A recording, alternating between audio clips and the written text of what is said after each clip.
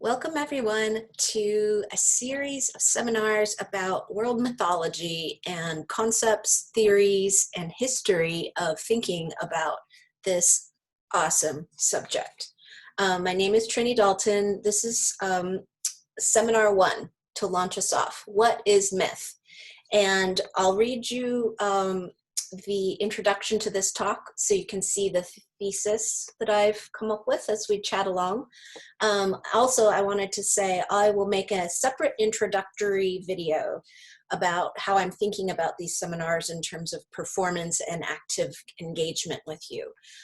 For this talk, we're keeping it simple, and I will just be working from my lecture handout. So what I recommend for this is that you print the handout out as well and just follow along in my notes. This is just a listening seminar. I will break this into short sections so that we can take breaks to pause, reflect, have conversation, and just take stretches, basically. And I'll also show you some art objects and maybe do some screen sharing this time. Performativity will vary in these talks, and we'll think of different ways to keep it engaging for you. So I'm not just a talking head this whole semester. More on that later.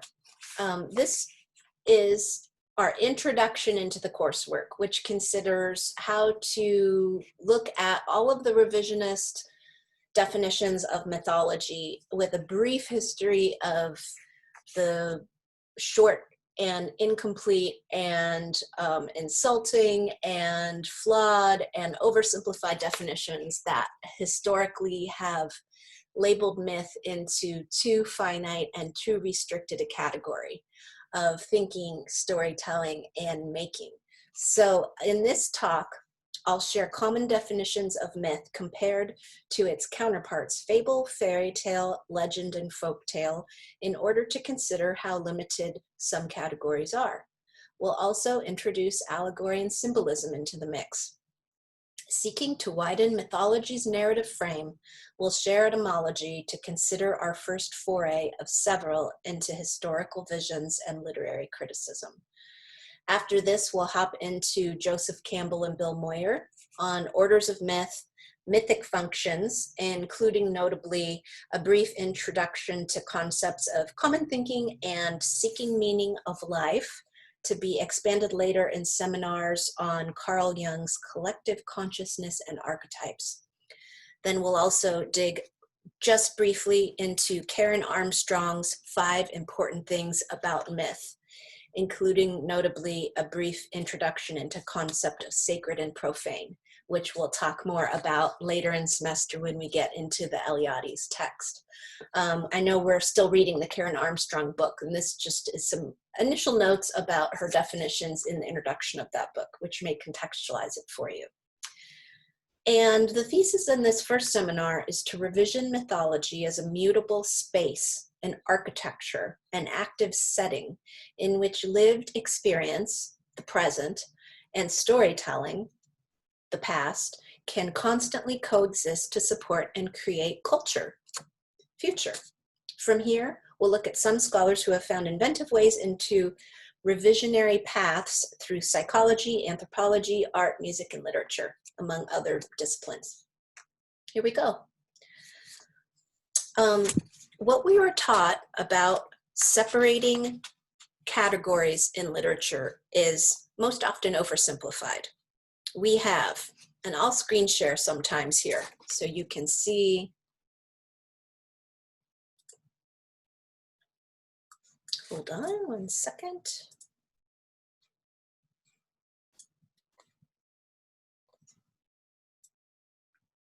See where I'm going with this.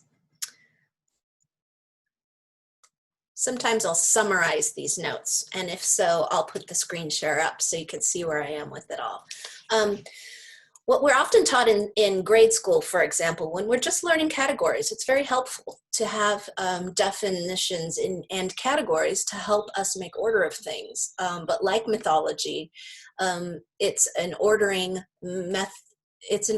mechanism, but order is dubious, and we need to think constantly about how to revise the terms and definitions. So, for example, fable teaching a lesson, often talking to animals. We know Aesop's fables, right? Myth gives reasons for events, and often, sometimes, often, not just sometimes, lessons regarding good or bad behavior. It can be social mores, codes, it can be cultural, it can be based on age, gender roles, expectations in our cultures, right? They teach us lessons very often. Fairy tales, most often we're taught that they're make-believe, that they happened a long time ago in some suspended magical time, and that there are magical elements, which we can talk about later in the semester. What are these magical elements? Legend combines real event with heroic or exaggerated action. Pretty good, right? And folktale, I like this one. Told for a long time by a group of people. It becomes a folktale when a story is told for a long time by a group of people. Pretty good. All of these definitions are true and not true. They're paradoxical. And in our second seminar, we're going to talk about that Napier text on paradox. What is it, and why is mythology paradoxical? Why is paradox so essential to this subject we're talking about throughout the semester? But these definitions are too finite. As you can see, there are overlaps. There are exceptions everywhere. Lots of fairy tales teach a lesson. Lots of fairy tales have talking animals, right? Lots of legends feel like they happened a long time ago, once upon a time, right? We don't know when that time is, a suspended magical time. Myths often happen in that suspended magical time. So you can see the categories are useful, but they're not definitive. Let's look at etymology a little bit. And I'm going to summarize these. These are from OED. Myth, the word, mythology comes from classical Latin mythos or mythos. Mythos or mythos. In 1803, here were some definitions. This is when it started becoming common usage in European culture. A traditional story typically involving supernatural beings or forces which embodies and provides an explanation, etiology, or justification for something such as the early history of a society, a religious belief or ritual, or a natural phenomenon. Myth is strictly distinguished from allegory and legend by some scholars, but in general use it's often used interchangeably. Okay, sure, but it doesn't have that magic for me. This is pretty dry definition. B, as a mass noun, such stories collectively or as a genre, right? A mass noun means myth are collected stories, or a genre, mythology as a genre. Here we go. Number 2, in 1803, a widespread but untrue or erroneous story or belief, a widely held misconception, a misrepresentation of the truth. Also, something existing only in a myth, a fictitious or imaginary person or thing. Here's where we get into Western culture suppression of original cultures and indigenous cultures' stories and beliefs about the world. There was, a whole history, which we can talk about more later on, of really trying to disprove with science or religion these stories about world mythology, cosmology stories. Where do we come from?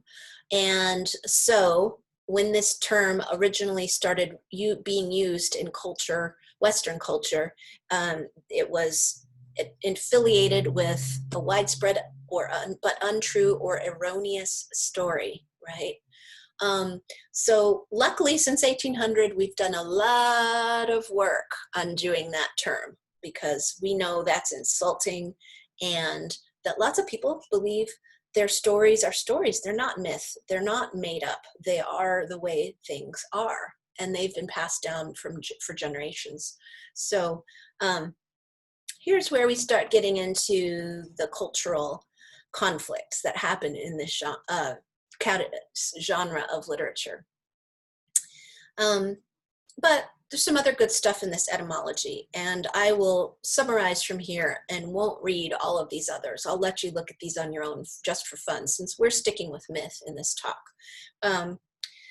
To be, a person or thing held in awe or generally referred to with near reverential admiration on the basis of popularly repeated stories. So somebody can become mythic, and when, right, or something can become mythic through repeated telling, and can charismatically convey a sense of awe.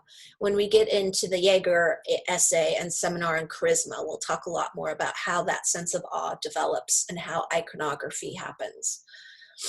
And here's another interesting, controversial, problematic, old definition that we have worked hard to undo in the past couple hundred years.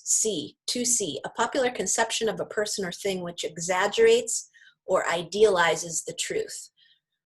Now, that feels a little derogatory to me. It's not necessarily like some mythologies do idealize a truth. And that's a great, beautiful thing. But there's a tendency in that definition to me to try to disprove or feel like a story that feels true and absolute to one culture is exaggerated or idealized according to another. So, you know, here's the nuances that we get into in dictionary language, which is always interesting and important to look at regarding where we come up with these ideas and how they're still passed on in culture, even if we know we've come a long way. Institutionalized racism is embedded in all of these studies. Okay, we're going to move past these other definitions, even though they're lovely and they have a lot of overlay with definitions of mythology. They're more historical, and my basic reason for including these is that they look at the origination of different terms, and the years and the eras in which they were invented. So, for example, fable 1300, from the French fable and the Latin fabula, a discourse, narrative story, dramatic composition, the plot of a play or a fable. It's just a story, right? A fictitious narrative or statement, a story not founded on fact. So when we see overlays between, for example, the usage of the term fable with later on the usage of the term myth, we can start to see how ideas have been confused and pushed together in these definitions, right? Something falsely affirmed to exist, right? A myth, 1300. And we know too, I included the etymology of allegory. We know too that myths often operate on allegorical and symbolic levels, right? And we'll talk more about that later. But allegory, 1384, when it came into common usage, an Anglo-Norman or Middle French word, allegory, a narrative which has a hidden or ulterior meaning, such as a meaning or its interpretation. And from the classical Latin, allegoria, figurative or metaphorical language. Lots of myth has metaphorical language. Is it meant to be taken literally? World cosmology stories, are they meant to be taken literally, or are they meant to be taken figuratively and metaphorically? That's part of the beauty. That's the paradox of mythic storytelling. And what makes it great and what keeps us reading is that we don't know, right? So in allegory, for example, we use symbols in a story or picture to convey a hidden or ulterior meaning, typically a moral or political one, or it has some symbolic representation and interpretation affiliated with it very often. And that is very inherent to mythology. It's intrinsic to mythological storytelling very often. And the combination of symbolic storytelling, the variants that happen in myth, how there are fixed details, but they also offer a lot in the way of flexibility so that the storyteller can add their own personality into it. The revision, this has a lot to do with allegory and symbolic revision. So we'll talk about that another time as well, but just introductions to ideas today. Before we get into overlays of Karen Armstrong and Joseph Campbell, let's take a minute here. I'm going to break this 15-minute chunk into a mini seminar, and we will continue with part 2. And I recommend you taking 5 minutes here to jot down some notes to yourself about what you think mythology is. Give yourself some time to write down definitions. We'll have those in a discussion board post to continue conversation with, and then you could just keep moving forward for now with the next part. I'll see you in a minute. Thank you.